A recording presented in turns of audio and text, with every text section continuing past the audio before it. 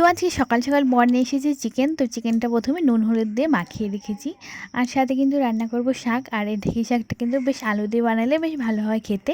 তো এটাই কিন্তু আলু দিয়ে বানাবো। তো প্রথমে কিন্তু শাকটাই ভেজে নেব, তারপরে চিকেনটা রান্না করব। তো চিকেনটা ভালো করে আজকে কষিয়ে রান্না করব, কারণ আজকে সানডে আর আমার বর কিন্তু চিকেন খেতে বেশ ভালোবাসে। তো প্রথমে কিন্তু চিকেনটা রান্না করব, তার আগে একটু ভাজি ভুজিগুলো করে নিই, তারপরে চিকেনটা রান্না করব।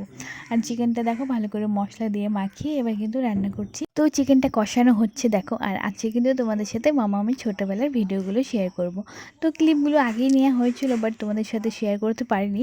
তো আজ ভাবলাম আমি ছোটোবেলার ভিডিওগুলো তোমাদের সাথে শেয়ার করি।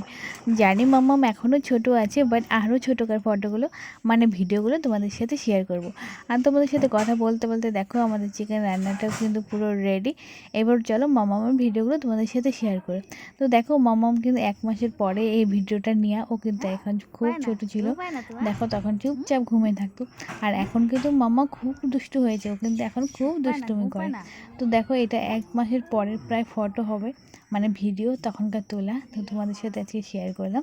তো মামামের ছোটোবেলার ভিডিওগুলো দেখতে কিন্তু আমার বেশ ভালো লাগে, তো ভাবলাম তোমাদের সাথেও শেয়ার করি। তো তোমরাও দেখো আর কি মামামের ছোটোবেলার ভিডিওগুলো।